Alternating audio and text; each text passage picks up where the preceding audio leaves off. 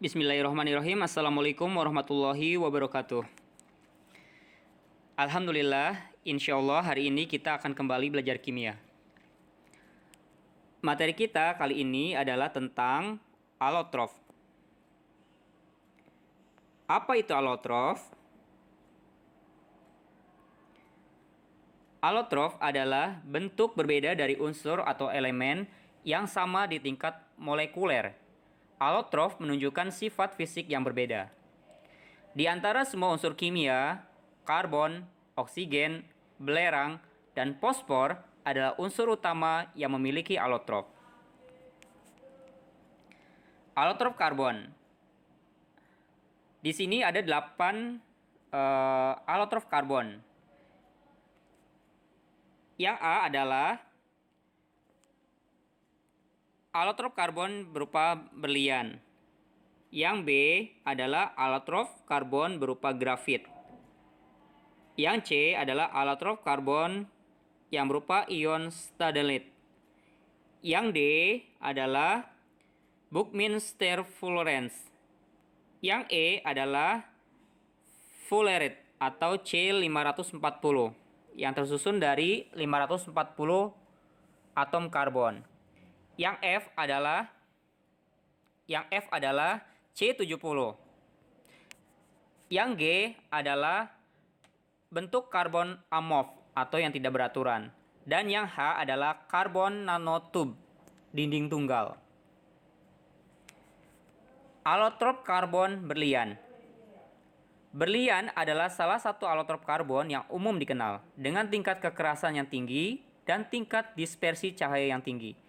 Berlian dimanfaatkan untuk keperluan industri dan perhiasan. Berlian adalah mineral alami yang terkeras. Tak ada yang bahan alami lainnya yang dapat memotong atau menggores berlian, kecuali berlian lain. Bentuk isinya berupa tetrahedral. Selanjutnya adalah alotrop karbon, yaitu grafit, yang biasa dipakai pada pensil. Grafit yang dinamai oleh Abraham Gottlob Werner pada tahun 1789 dari bahasa Yunani, yaitu graphein, yang artinya menggambar atau melukis, untuk digunakan dalam pensil. Adalah salah satu alotrop karbon yang paling umum. Tidak seperti berlian, grafit adalah penghantar listrik. Selain itu, di dalam kondisi standar, grafit merupakan bentuk yang paling stabil dari karbon. Oleh karena itu, hal ini digunakan dalam bidang ilmu termokimia sebagai standar untuk mendefinisikan kalor pembentukan dari senyawa karbon. Selanjutnya adalah alotrop karbon, yaitu Buckminster fullerene.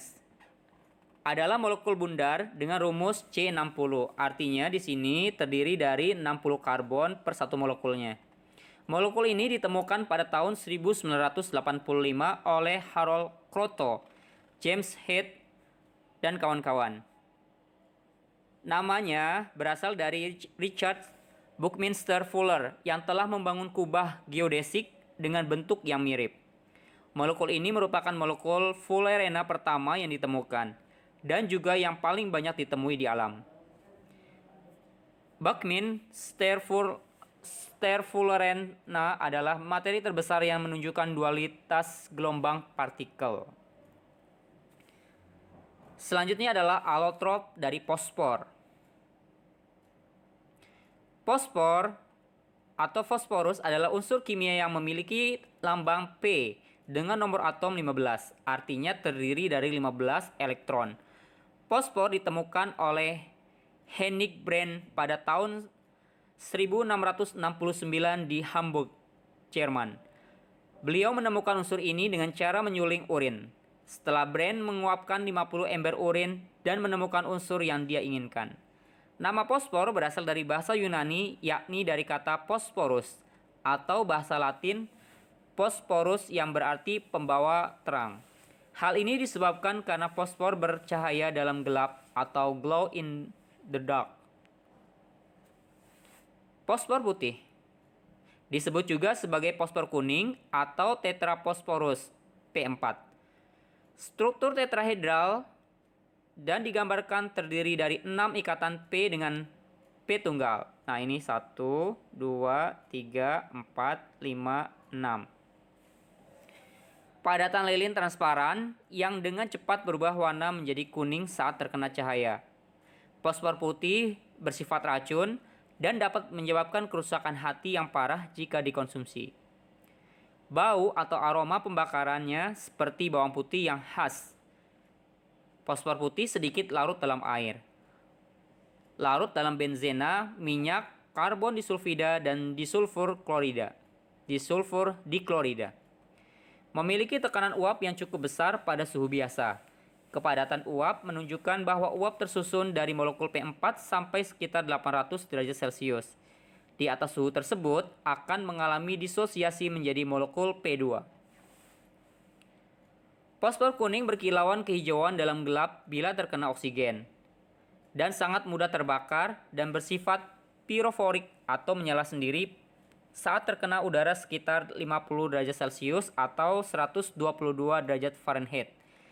Dan pada suhu yang jauh lebih rendah jika berbentuk halus, pembakaran ini menghasilkan fosfor 5 oksida atau tetrafosfor dekaoksida.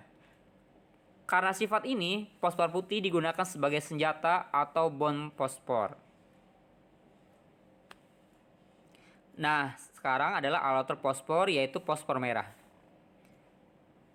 yang biasa digunakan dalam korek api ya.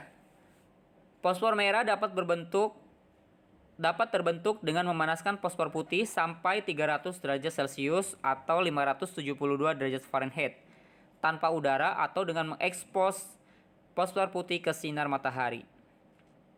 Fosfor merah merupakan jaringan amorf atau tidak beraturan.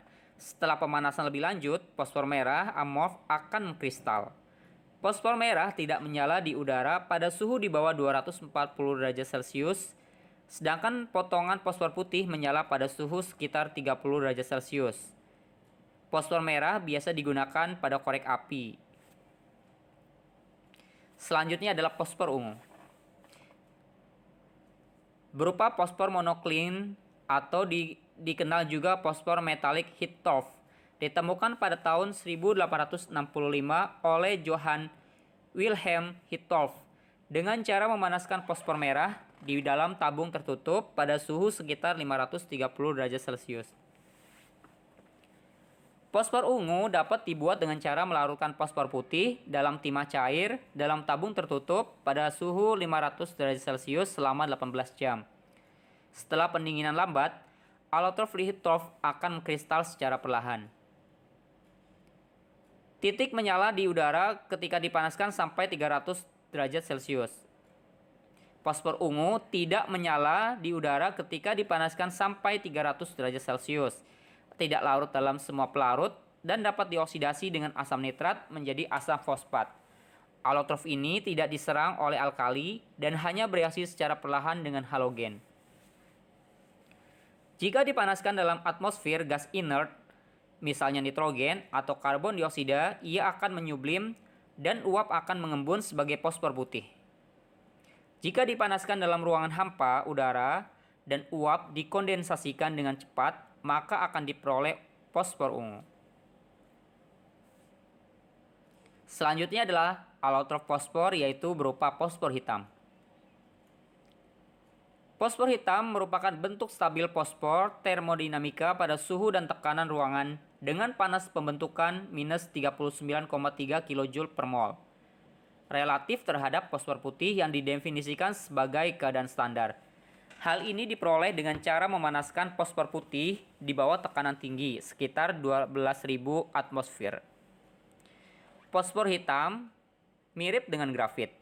Keduanya berwarna hitam, konduktor listrik atau penghantar listrik, dan memiliki lapisan atom yang saling menempel. Foton, dan elektron dalam struktur fosfor hitam berlapis berperilaku sangat anisotropik di dalam bidang lapisan, menunjukkan potensi kuat untuk aplikasikan pada elektronik film tipis dan optoelektronik inframerah.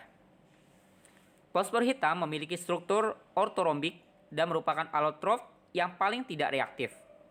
Hal ini disebabkan kisi dari cincin beranggota 6 yang saling terkait di mana masing-masing atom terikat pada 3 atom lainnya. Sintesis fosfor hitam. Sintesis tekanan tinggi pada fosfor hitam pertama kristal fosfor hitam dibuat oleh fisikawan Percy William Bridgman pada tahun 1914. Selanjutnya adalah alotrof pada belerang. Belerang terdapat dalam 2 bentuk alotrof polimorf. Kedua alotrof ini adalah belerang rombik berwarna kuning yang disebut sebagai belerang alfa, yang memiliki titik leleh 112,8 derajat Celcius. Pada suhu 95,6 derajat Celcius, belerang rombik berubah menjadi belerang monoklin yang disebut belerang beta, yang memiliki titik leleh 119,25. Unsur ini mendidih pada 444,6 derajat Celcius. Struktur kedua bentuk alotrof dalam keadaan cair mengerut menjadi lingkar S8 seperti ini. Alotrof belerang, jika belerang cair dipanaskan, viskositasnya berubah karena perubahan struktur dalam molekul belerang. Pada suhu agak di atas titik leleh, terbentuk cairan berwarna kuning muda yang terdiri dari satuan S8. Jika suhu dinaikkan lagi, warna cairan menjadi gelap. Dan kira-kira pada 160 derajat Celcius, lingkar S8 putus menjadi rantai spiral panjang dengan beberapa satuan S6 antara 160 derajat Celcius dan 180 derajat Celcius. Viskositas cairan mencapai maksimum dan tidak dapat dituang. Unsur belerang berupa campuran satuan S8, S6, S4, dan S2. Komposisinya tergantung pada suhu. Jika cairan belerang pada 250 derajat Celcius sampai 350 derajat Celcius dituang ke dalam air dingin, diperoleh belerang plastis berupa serat yang terutama berbentuk jika dibiarkan lama-kelamaan berubah menjadi belerang rombik. Alhamdulillahirabbil alamin. Semoga penjelasannya dapat bermanfaat. Kita tutup pembelajaran kita hari ini dengan doa kafaratul majelis. Subhanaka Allahumma wa bihamdika asyhadu alla ilaha illa anta astaghfiruka wa atubu ilaik. Sampai jumpa di video selanjutnya. Assalamualaikum warahmatullahi wabarakatuh.